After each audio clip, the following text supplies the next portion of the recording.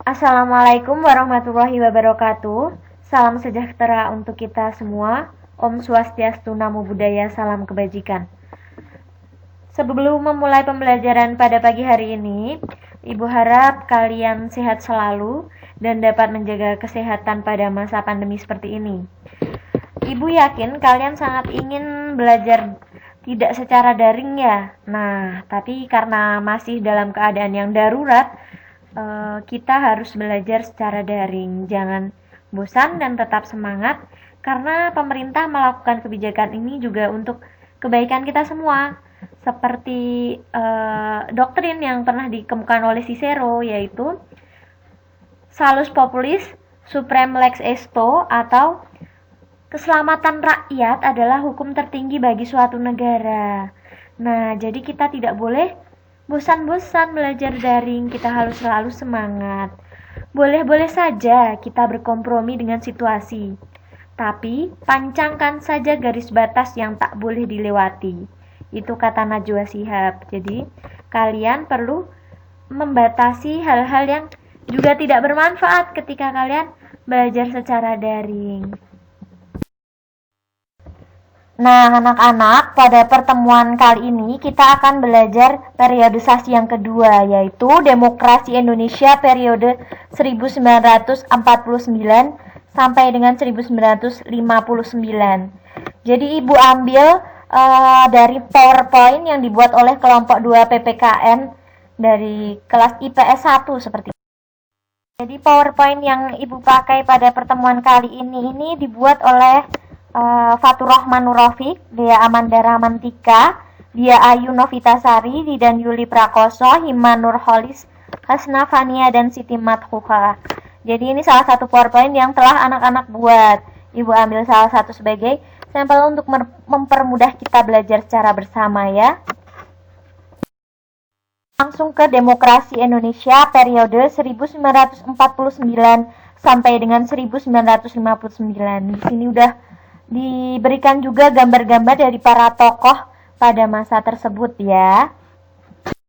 Nah, jadi pada periodisasi kedua pemerintahan Indonesia pada tahun itu yang benar 1949 ya sampai dengan 1959 itu sudah terjadi 2 kali pergantian Undang-Undang Dasar atau konstitusi, yang awalnya dari Undang-Undang Dasar Negara Republik Indonesia tahun 1945 ke Konstitusi RIS pada rentan waktu 27 Desember 1949 sampai dengan 17 Agustus 1950.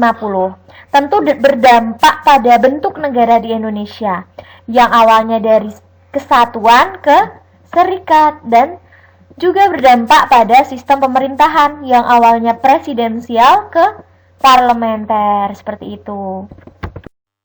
Nah, pergantian yang kedua ini, yang awalnya tadi sudah pakai konstitusi RIS, itu pindah atau berganti ke Undang-Undang Dasar Sementara 1950. Rentan waktunya yaitu 17 Agustus 1950 sampai dengan 5 Juli 1959. Itu juga berdampak sama pada bentuk negara dan sistem pemerintahan. Bentuk negara yang awalnya dari serikat berubah ke kesatuan kembali.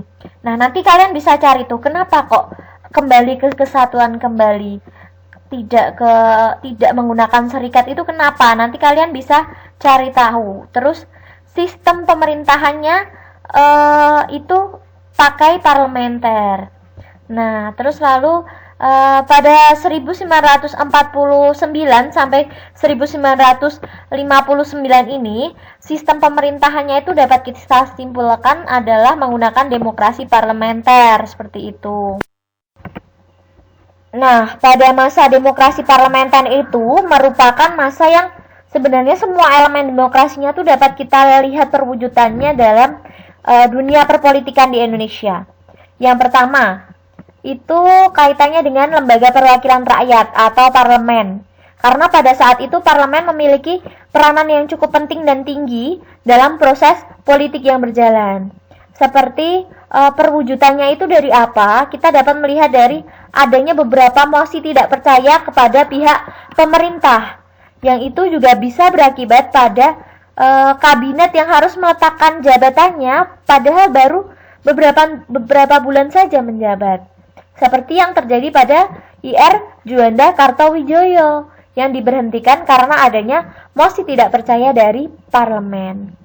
Yang kedua, berkaitan dengan akuntabilitas atau pertanggungjawaban dari pemegang jabatan atau dari para politisi. Pada saat itu memang akuntabilitasnya sangat tinggi para pemegang kekuasaan tersebut. Karena apa? Karena pada saat itu selain berfungsinya parlemen tadi, itu juga berfungsinya sejumlah media massa sebagai kontrol sosial. Nah, yang ketiga itu kehidupan kepartaiannya itu juga berkembang, memiliki peluang untuk berkembang secara maksimal pada masa itu. Karena pada periode ini Indonesia itu juga menganut sistem multipartai.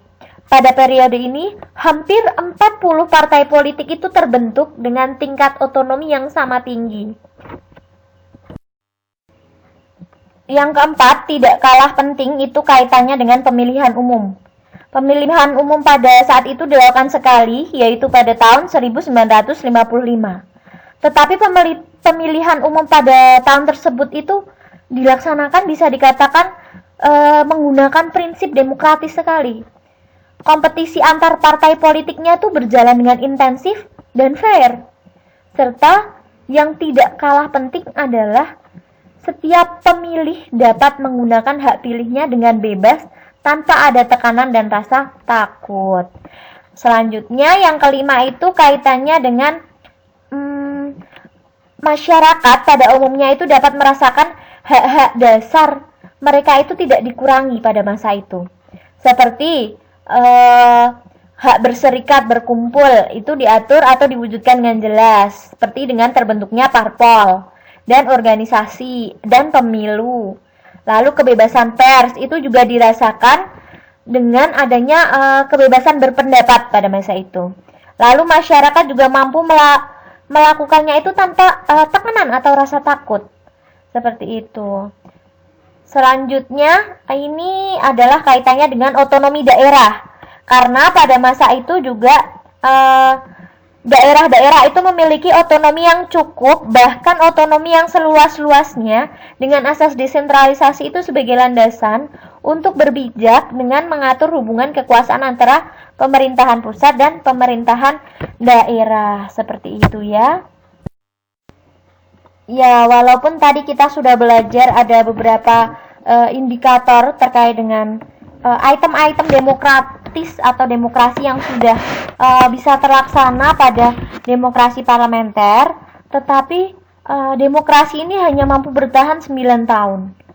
Nah, demokrasi parlementer ini resmi berakhir sejak dikeluarkannya Dekret Presiden 5 Juli 59 yang membubarkan konstituante dan kembali kepada Undang-Undang Dasar Negara Republik Indonesia tahun 1945.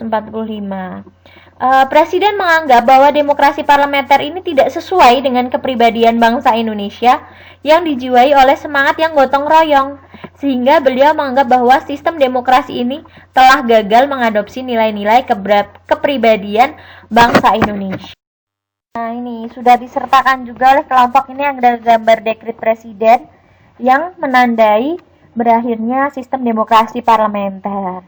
Sistem pemerintahan yang liberal dan kabinet parlementer akhirnya berakhir, kemudian diganti dan kembali dengan sistem pemerintahan terpimpin atau kabinet yang diganti dengan presidensial. Ya, ini kegagalan sistem demokrasi parlementer. Dengan adanya 5 bukti bahwa 6 ya tadi bahkan itu bahwa demokrasi itu dapat diwujudkan dengan baik pada masa demokrasi parlementer. Tapi mengapa kemudian diganti dengan demokrasi yang seperti awal dan dianggap gagal? Kenapa? Nah, itu perlu kita pelajari dan kita ketahui. Kalian harus kepo ya terkait dengan ini. Nah, apa sih yang menyebabkan kegagalan demokrasi parlementer? Untuk menjawab beberapa pertanyaan itu, menurut para ahli, yang pertama itu karena munculnya usulan presiden yang dikenal dengan konsepsi presiden untuk membentuk pemerintahan yang bersifat gotong royong, yang melibatkan semua kekuatan politik pada masa itu, termasuk juga PKI. Yang kedua, adanya kegagalan Dewan Konstituante dalam merumuskan ideologi nasional, karena ada dua kubu politik yang tidak mencapai titik temu, yaitu ada yang menginginkan Islam sebagai ideologi dan juga ada yang menginginkan Pancasila sebagai ideologi. Dan yang ketiga itu adalah dominannya politik aliran, sehingga membawa konsekuensi terhadap pengelolaan konflik. Akibatnya konflik aliran itu berdampak pada konflik itu cenderung meluas melewati batas-batas wilayah yang pada akhirnya itu membawa dampak negatif terhadap stabilitas politik. Dan yang keempat adalah basis sosial ekonomi yang masih lemah. Struktur sosial dan struktur sosialnya tuh dengan tegas itu membedakan gitu loh kedudukan masyarakat secara langsung dan tidak mendukung, yang tentu itu tidak mendukung berlangsungnya demokrasi. Akibatnya apa? Akibatnya semua komponen masyarakat tuh sulit untuk dipersatukan. Sehingga hal tersebut itu mengganggu stabilitas pemerintahan yang berdampak pada mudahnya pemerintah itu untuk berganti atau dijatuhkan, seperti itu. Nah, sudah selesai anak-anak. Terima kasih atas PowerPoint-nya yang juga sangat bagus dan lengkap. Nanti anak-anak diminta untuk mengerjakan tugasnya ya. Semangat selalu. Wassalamualaikum warahmatullahi wabarakatuh.